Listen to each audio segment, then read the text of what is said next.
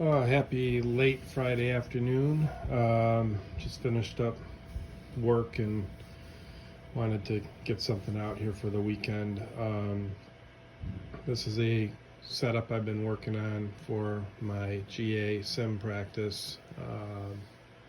Looking to get back into some real flying, and I wanted to do a little review of this new side stick that I just purchased from Noble Flight Simulations. I actually purchased through Sporties, but I wanted kind of more of the Cirrus side stick. This is kind of part two. I did a part one where I showed what's on the inside. Have to edit that a little bit and see if it's okay to post that. I'll probably have to reach out to the folks at Noble Sim to see if that's okay before I post it. So part two might come out before part one, but since I'm not showing anything on the inside here, I can definitely post this one. So I just wanted to say a couple things about my background before I talk about this yoke and kind of cover this setup a little bit. I am a private pilot. I have about 160 hours. My experience is primarily in Cessna 172s. I did my primary training on a 172R, which is fuel injected, but it was a steam gauge. Not really relevant to the yoke conversation here, but that's my experience in GA. And later I worked on my instrument rating and didn't finish it, but I came pretty close, and then life took some turns, and I had triplets and put my instrument training on hold, and I may be getting back into that pretty soon here, about 15 years later. But in that I was flying a Cessna 172 SP with the NAV3 G1000, so I became familiar with the G1000 setup. And now, as many of you know, I've got this huge 737 cockpit in my basement. You've been following my channels. That is still in progress. It's a Dash 300, and I work on that periodically in the wintertime primarily. But it's getting closer and closer, and I'll have some more videos on that when it's more complete. In the meantime, I set up this GA setup based on X-Plane.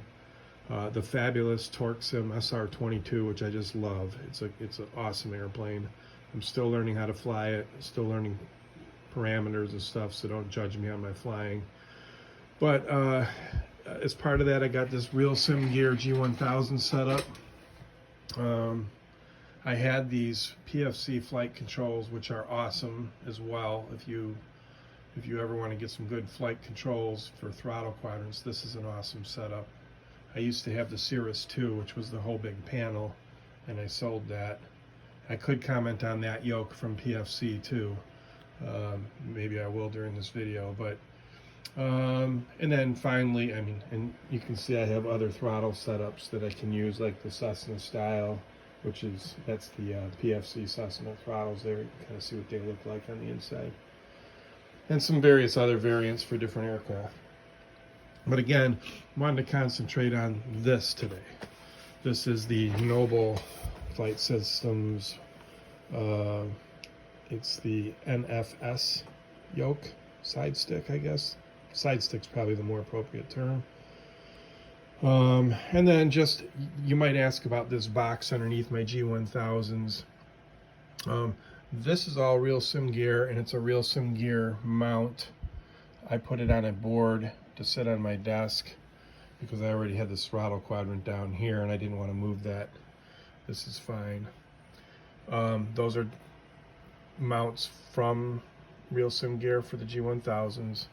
This is a Real Sim Gear, I think they call it a Cirrus 1 switch panel. It's plug and play like the rest of the equipment.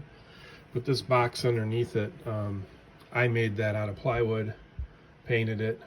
It mimics kind of a box that they sell online, I think for about $1,800. I just decided I could make my own a lot less money, and I bought an aircraft spruce actual ignition, key switch. This is real GA here. That was about $160 for that switch. Put my own LEDs in for flap indications. I have a parking brake. Bought that at the local AutoZone. It was about $7. and I think a $5 switch through DigiKey for the boost pump switch. And then there's a rotary switch here for position for the fuel. And that is all running basically so I don't have to keep looking in the virtual cockpit when I'm flying. I interfaced that with a Tinsy Arduino interface and custom code that I wrote. So that's all working great. And let's just get this thing fired up so I can go back to this yoke here. So I'm going to start up, put on my batteries. You can see when procedure is to turn on bat 2 and make sure that there's no lights, and then you turn on bat 1 and you'll see the flap light come on. That is in the virtual cockpit. I just put it here so I'd have a visual reference. Here's the real sim gear firing up. Again, it's X-Plane and the Torque Sim SR22. Can hit that, turn off the warning, accept my fuel level, and let that fire up there. And then we'll quickly crank up the engines. I'm not going to go through all the procedures, but we'll go to a quick high boost here. 3 seconds or so. Put it on the low boost. Make sure I'm on a good fuel tank, but both of them, my fuel load is full on both. And throttle and mixture up. And I'm just going to crank this, turn the switch. I may have to put down the phone for a second while I'm starting this. Sometimes what I'll do is pull the mixture back a little bit. It'll go.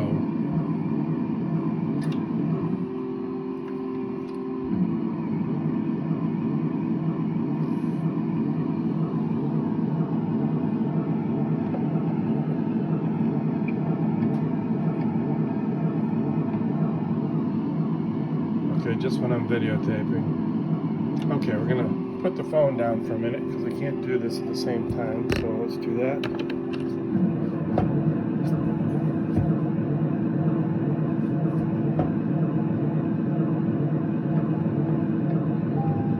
There we go. She fired up. Get her back to about 1,000 RPM here. Okay, we're moving, so I'll get that parking brake back on. And just clear this stuff up. I'm not going to go through all the stuff. Alternators on, avionics on, strobe should have been on already. I'll put my landing lights on now so I don't have to fart with the camera. Normally I put them on when I get on the runway. Pitot heat on because it's cold here. It's minus 15 degrees C. OAT is minus 2. Okay, and let the engine warm up. Now let's start talking about this yoke. So part 1 I showed kind of what the inside was. Now I've got it mounted with the bracket that came with it on my desk. It is really smooth. It is a great position here because like one of the other commentators on it, I've got a chair where my elbow can sit on the chair and I can just move it in and out. The total throw here, you can see I can go in. That's about 1.5 inches, 2 inches. They have the specs on their website. It's about 4 inches total throw. Way more than enough. You'll never need more than that. It's not exactly realistic to the real Cirrus from what I understand. The real Cirrus has more throw to it than that. But in a simulator like this, that's all you need. And then as you can see when I'm turning it, it goes from side to side, rotating about a pivot point that's a little lower than the shaft. So it's view-wise, I'm going to go into the joystick settings here real quick, just to show what I have set. So in X-Plane, and no, I haven't tried this in Microsoft Flight Simulator, but I prefer X-Plane anyway. For training purposes, I think it's much more realistic right now.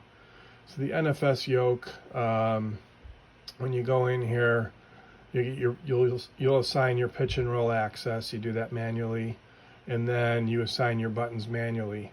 On the pitch and roll axis, I edited the response curves, and I played with this already a little bit, but I go to a linear response curve. And if you want to try my numbers, there they are. You have to add, you hit the add button, you can add more points. But this is the pitch axis, and those are the numbers I'm using at the moment. And again, change your drop down to linear here. On the roll axis, very similar numbers. Seems to work pretty good for me anyway, feel wise. And then I have, the way this works, they advertise it, is the push to talk switch. I have that button 0 set up to contact ATC for like Pilot Edge or VAT Sim. And then button 1 in this plane is the servos toggle command for the autopilot servos. That's the AP disconnect switch. So that's the servos toggle. And then I've got button 2, button 3, button 4, and button 5 related to pitch trim up and down and roll trim left and right. And most joysticks, like you can, or yokes, you can see, and I do have experience with the CH, that's my CH yoke. But most of the time when you use these hats, like I've used these in the past, and you're programming the hat switch up here. So you can see here I have glance right and glance left. I would normally do pitch and, I might do pitch and roll trim on that hat. Just so you know, I have other experience. This is the Thrustmaster T1600M, I believe. This is an awesome joystick, highly recommended. I just wanted a side stick instead of a joystick. This is great. We're not here to review it, but this is an awesome joystick. But again, the hat I would do similar. I would use it for trimming. And in the Cirrus, this is a trim switch. It's trim, roll left, roll right, pitch up, pitch down. So the way they have this wired somehow internally, and I didn't open it up to look at the wiring or anything, it's probably done through the board actually that's inside. But they've got it set up so when you hold the pitch, you can actually use the hat as a hat. It's a 4-way. I chose to only use the hat functions for glancing right and glancing left. So left hat and right hat there. And then you see the button 1, button 2, or button 2, 3, 4, and 5 is the actual buttons in here. So like if I push this up, you'll see that it's highlighting pitch trim down. If I pull the hat back, pitch trim up, and I've assigned those. Left is roll trim left and roll trim right. But now if I hold the pitch, or the push to talk button, you'll see the contact ATC. But now when I activate the hat for some amazing electronics, they've got it set up to where it'll actually work. Now I haven't tried that with ATC, with Pilot Edge or VAT Sim, and I'm not sure how that's going to work, because you don't want to really be keying your push to talk switch the whole time while you're using glancing view functions. But anyway, that's the setup. As you can see, if I do push, I'm gonna go left and right, and you'll see my views change here. If I hold down the push to talk switch and then I hold the hat, I can get a quick glance left and right because that's what I have set. If I have the push to talk switch pulled up and I do that, you'll see my side stick in the virtual cockpit moving because I'm actually changing the trim value of the roll axis. And if I push it in and out, you'll see the stick moving in and moving out, because again I'm moving the trim axis for pitch. So that all works really great, really like that. As I said, the handle here is plasticky feeling. It feels plasticky. I think that the yoke that Real Sim Gear has come out with has a leather grip, which is like the Real Plane higher end models these days. That would be pretty nice, but I chose to go with this because the Real Sim Gear one is probably awesome, but it would have been $500 more. This is a $1,000 joystick essentially, or side stick. Theirs is $1,500, and it has the addition of stepper motors in it to mimic force feedback, and also to allow you to change the actual trim settings just like in the real plane. And I guess when you have the autopilot on, it'll follow it. All that stuff is really kind of cool, but for flying in a desktop sim, I don't think it's necessary. And I've never tried a force feedback, so I can't comment on it, but in my mind I'm thinking I wouldn't like it. I like the spring feel here, and when I'm flying it, it's great because I feel the pressure, I trim the pressure out, and it feels to me much more like what I'm used to in a real plane. Again, it's not going to be exactly like a real plane, and I've never flown a Cirrus, so I don't know what the real Cirrus feels like. I mentioned in my last video that there's a guy out there with a YouTube channel called the Ren Barron. I think he's some producer in the past for rock bands like Incubus and stuff, but he flies GA, and he's got an awesome YouTube channel. Maybe I'll post a link to it or something. But he mentions in one of his videos his setup like this, and he talks about this yoke because he has, or this side stick because he has it, and he says in there it's not exactly like his Cirrus SR22 G6, but enough to suspend reality. He feels like he's in the real plane when he forgets he's not in the real plane sometimes when he's flying. So I'll take his word for it. I did fly a long time ago a Cessna Columbia 400, which actually it was a Columbia 400. That was before Cessna, I guess, acquired Columbia, and it became a Cessna 400. I don't think they make them anymore, but I flew that as a demonstration flight one time, and I got to fly around the pattern and stuff in my local field out here in Aurora, Illinois, and I got to feel that. It had a side stick too, and it was pretty cool. So I like this. I am going to I might even do another video on it if it turns out, but if there's any of you that have heard of Talon grip, it's a grip that's used primarily for handguns or guns. That's what their primary product design is for adding grips to guns. They have a rubber grip that I think would work really good. They even talk about it on their website. It's good for joysticks and game controllers and stuff. So I ordered a 10x5 sheet of it, and I might see if I can mold a nice rubber grip around this. The other yoke, or a side stick, I keep calling it a yoke, it's really a side stick. The other side stick that's out there on the market now is the one by Redbird. They call it the YK2. Sporty's also offers that. I was torn between this and the Redbird one, but since the Ren Barron had already had one of these and he liked it, I decided to go with this. I've flown in the Redbird simulators before, mimicking a Cessna, and I can't really comment any other than, it was a little bit squirrely to me in the real big Redbird simulator at the local FBO, but that could have just been the way they had it calibrated. I don't know. But I decided to give this a shot. Hey, if Redbird wants to send me out a yoke to try, not to give it to me, I bought this one. Full disclosure, I bought it. Noble didn't give it to me, give me a discount or anything, didn't ask me to do this review. But if Redbird wanted to send me out their yoke, I would be happy to do a review on it like this and give my thoughts on it.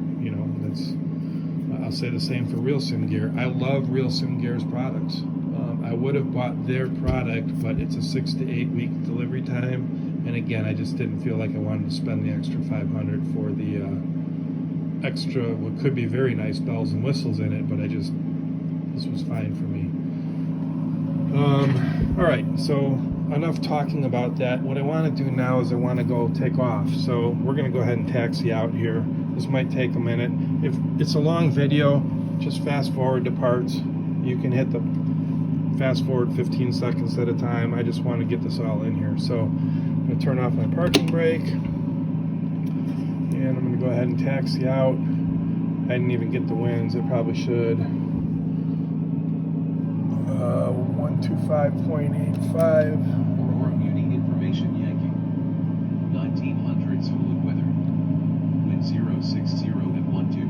Visibility more than 10. Sky conditions 3,500 overcast, 38,500 scattered, temperature -1, dew point -6.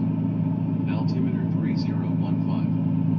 Arriving runway 09, departing runway 09. Advise on initial contact, you have Yankee. Okay, Yankee, and we're doing runway 9, so I'm going to taxi out to runway 9. I'm going to kill the virtual cockpit view here. Again, I know this is a video about, I was trying to do more of a video about the Yoke, but I want to try to show, and I'm going to try to hold the camera while I fly, which is going to be a little ridiculous, but excuse me, I've got a cough going. Runway 36, 2,600 feet remaining. I want to show, you know, kind of how this Yoke, it's hard to show how it feels, but I can show how sensitive of flying I can make it, and you know how that works in here. I'm going to set, I have a go around button here, I'm going to press that. That's going to give me the flight bars there, flight director bars. Entered runway 33. And I'll just put I'll put 1,500 feet. Whoops, getting off the runway there, or the taxiway there a little bit. I'll put 1,500 feet in as my altitude bug, because that's pattern altitude here.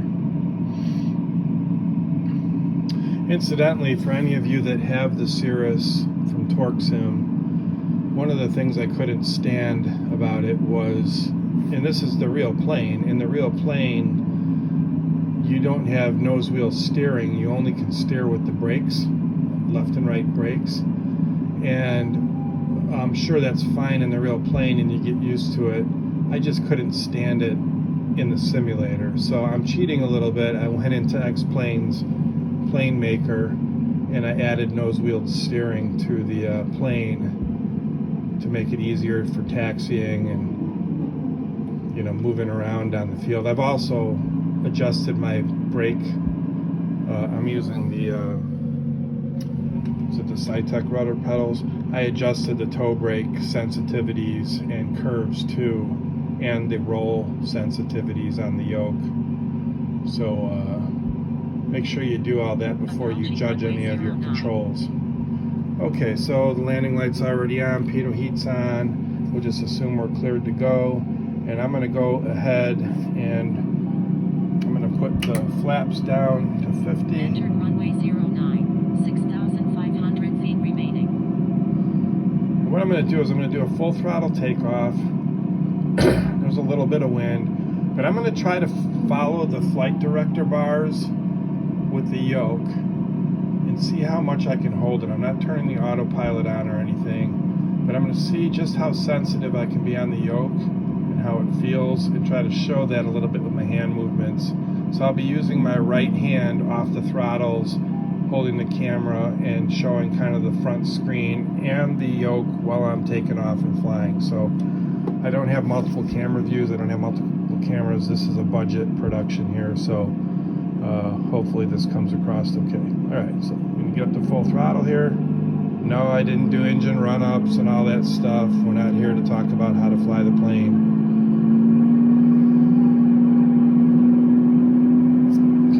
Hand on the Yoke now, and I'm looking for about 77 before I start pitching, and there it is. I'm going to start pitching, and there I go, just pitching a little bit. I'm just going to try to fly. I'm going to take my feet off the rudder pedals and just try to fly with the Yoke so you can kind of see. Okay, so I'm pushing in just a little bit.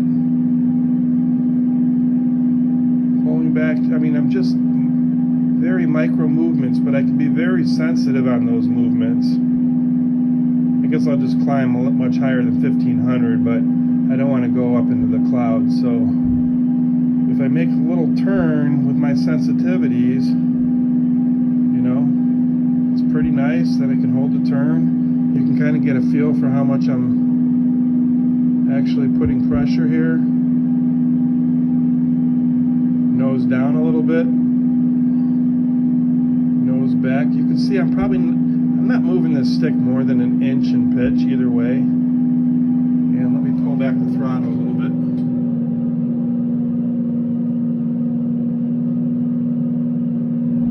Okay, pull back the throttle.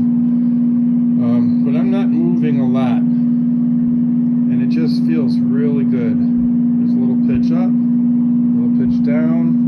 Now I'm climbing, like if I let go, I'm climbing like crazy. I've got to push quite a bit forward now to get the nose back down. I'll stall the plane there.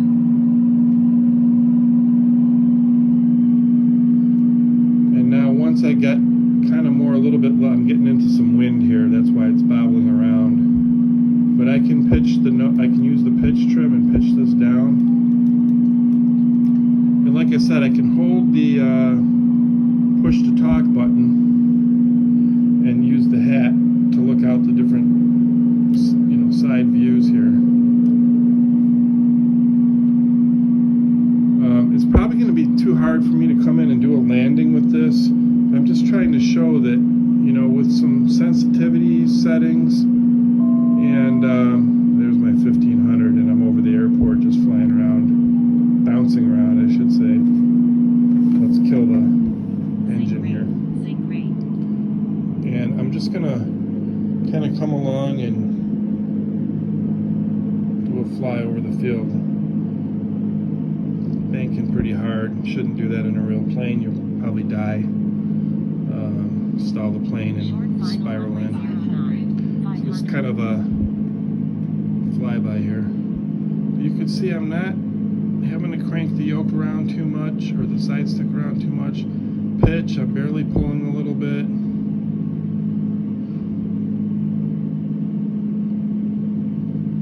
Just flying over, give it a little bit of gas.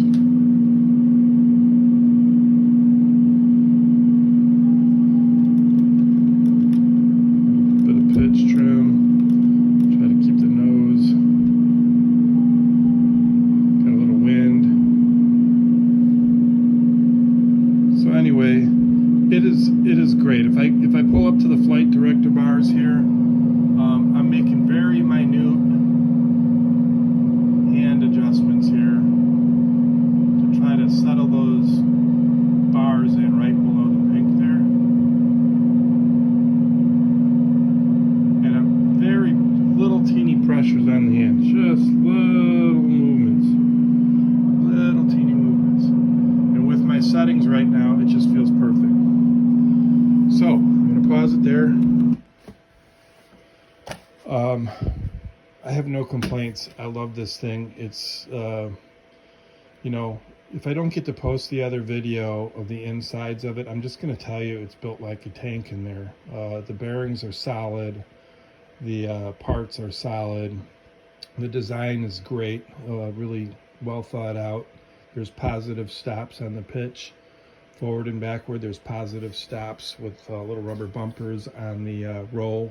So when you hit the hard stops, it's not banging metal or clanging on anything. It uses bungee cords for tension, which I really love. That's how I have my full-size 737 yoke set up. I built those and I use bungee cords because springs make noise. They sound terrible. They don't feel right. Oh, the other thing I should mention here real quick is when you're in this, there's no detents. You don't feel like a centering detent. The bungees naturally pull it into a position, but when you're in that middle position and I move back and forth, you feel tension of the bungee cords, but you don't feel any notch, which is super important. I think everybody out there would agree. You hate to have a notch, especially if you're trying to fly an ILS by hand. Any kind of notch, it's just terrible. Any manufacturers that have a fixed notch, just get rid of it because it's terrible. Same in pitch. The bungee cords spring it into a centered position, and it centers to a good position. It's not going to be out of calibration every time you do this. It's going to land pretty close to where the centering point was.